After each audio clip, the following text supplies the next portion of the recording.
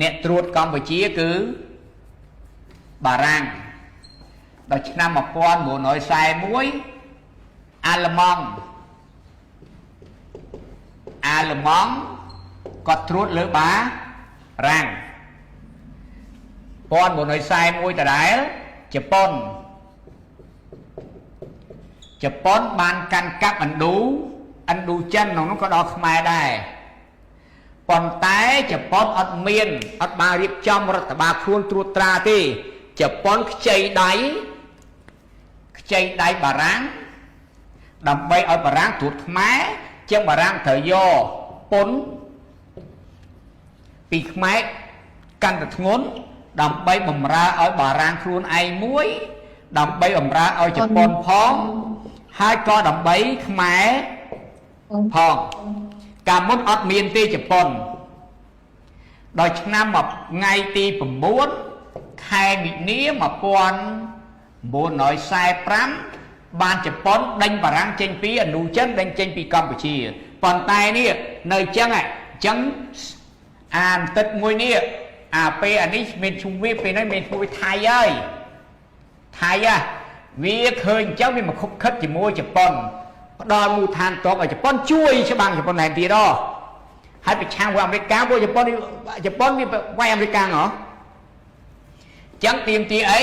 ខុបខិតអានេះបងជប៉ុនឯងចាំខ្ញុំជួយប៉ុន្តែយកដីឲ្យខ្ញុំមកចុះដីយកចុះណាគេអ្នកនេះពេលហ្នឹងអាជប៉ុនមកវាអត់ទាន់គ្រប់គ្រងបានម៉ែននេះអញ្ចឹងជប៉ុនបង្ខំបារាំងមិនព្រមភ្លាមប៉ុន្តែអាល្លឺម៉ង់ទូត្រាបារាំងហើយអាជប៉ុនបារាំងតែមិនគ្នាឲ្យជប៉ុនអាល្លឺម៉ង់សម្ព័ន្ធមិត្តជប៉ុនអាល្លឺម៉ង់អ៊ីតាលីកតិកាសញ្ញានេះកតិកាសញ្ញារ៉ូមបែកឡាំងមាននេះទេបែកឡាំងហើយតូខ្ជោចុះលេខានៅថ្ងៃទី27 1937ណែអញ្ចឹងណាឃើញទេហើយឲ្យអាល្លឺម៉ង់បង្ខំរដ្ឋាភិបាលបារាំងឃើញទេដើម្បីអីដើម្បីកាត់ទឹកដីបាត់ដំបងត្រីភ័ណ្ឌឲ្យទៅអាទិត្យសៀមនេះបាទហើយសួរដល់ពេលហ្នឹងគិតម៉េចរឿងហ្នឹងចឹងណាបាទយល់ហើយលោកគ្រូអរគុណលោកគ្រូបាទពេលកាត់ហ្នឹងចុងរជ្ជកាលព្រះបាទមនីវង្សព្រះអង្គណារឿងហ្នឹងអត់បាយកាហាយទឹកទៅភ្នំបូកគោសគុតនៅភ្នំបូកគោបាទដល់ម្ដេចសៀនុមកពេលឡើងទៅនេះអស់ហើយដីចឹងព្រះអង្គធ្វើម៉េចទទួលយកវត្តមានអាណាព្យាបាលបារាំងជាថ្មីម្ដងទៀតតាមរយៈអនុសញ្ញាឬកិច្ចព្រមព្រៀងថ្ងៃ7មករា1946ណាបារាំងវិលមកតាំងខែ10វិលមកត្រួតត្រាវិញខែ10ហើយបារាំងបានបដូររចនាសម្ព័ន្ធនៃការគ្រប់គ្រងហើយក្រោយមកមានកិច្ចព្រមព្រៀងច្បាស់លាស់ថ្ងៃ7មករា1946ដល់កន្លែងហ្នឹងខ្ញុំនឹងជួដែរណា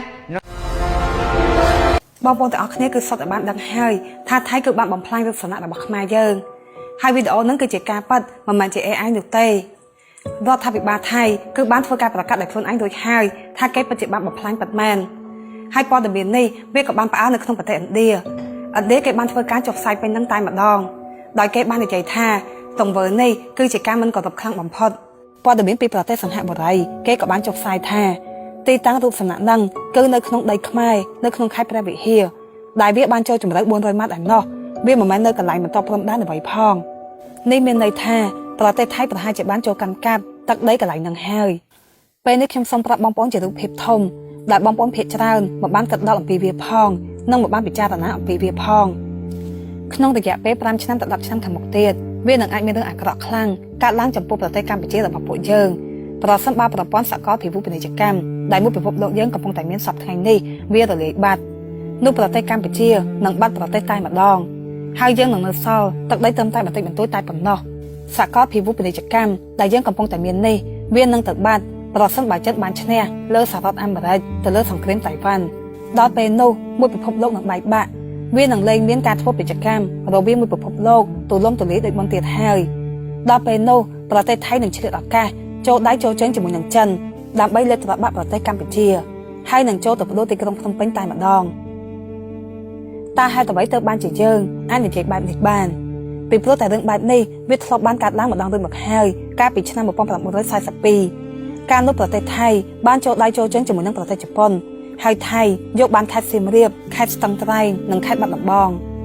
តែជាអកុសលសម្រាប់ប្រទេសថៃវិញព្រោះតែប្រទេសជប៉ុនបានចាញ់សង្គ្រាមហើយថៃក៏ត្រូវតែបង្ខំចិត្តប្រកល់ខេត្តទាំង3ទៅឲ្យប្រទេសបារាំងវិញបងប្អូនកុំភ្លេចកាលពីឆ្នាំនោះប្រទេសកម្ពុជាយើងគឺបារាំងជាអ្នកកាន់កាប់តាមមតិរបស់ខ្ញុំប្រសិនបើមានសង្គ្រាមរវាងចិនជាមួយនឹងសហរដ្ឋអាមេរិកទៅលើរឿងតៃវ៉ាន់ពិតមែននៅក្នុងឆ្នាំ2030ទៅ2035នោះប្រវត្តិសាស្ត្រច្រំដែលវានឹងកើតឡើងម្ដងទៀតប៉ុន្តែលើកនេះវានឹងសាហាវខ្លាំងជាងពីមុនគេនឹងមិនទុកឲ្យអ្នកភ្នំពេញឬខ្លួនទេលើកនេះគេនឹងចាប់នៅពេលនេះយើងគឺមានជំរឿតែពីរទេទី1នៅតែបន្តដើរលើផ្លូវដោយសពថ្ងៃនេះដដែលហើយច្បាប់ធម្មជាតិនឹងដាក់មកលើយើងអ្នកដែលខ្លាំងគឺនឹងលើកត្របាក់អ្នកដែលខ្សោយទី2ធ្វើការកំណែតម្រង់ប្រទេសនិងការរួបរวมជាតិដែលខ្ញុំធ្លាប់បាននិយាយនៅភាគទី469វីដេអូនឹងនៅក្នុង YouTube ប្រើការទូតដើម្បីទិញពេលវេលាត្រូវតែរត់ទៅរកពួកលោកខាងលិចដើម្បីទទួលបានសិទ្ធិក្នុងការទិញគ្រឿងអាវុធទំនើបពីពួកគេត្រូវតែធ្វើឲ្យខ្មាំងសត្រូវបានដឹងថាបើអ្នកមកប៉ះកម្ពុជាគឺយើងនឹងទៅជាមួយគ្នាមិនទៅតែម្ខាងទៀតទេ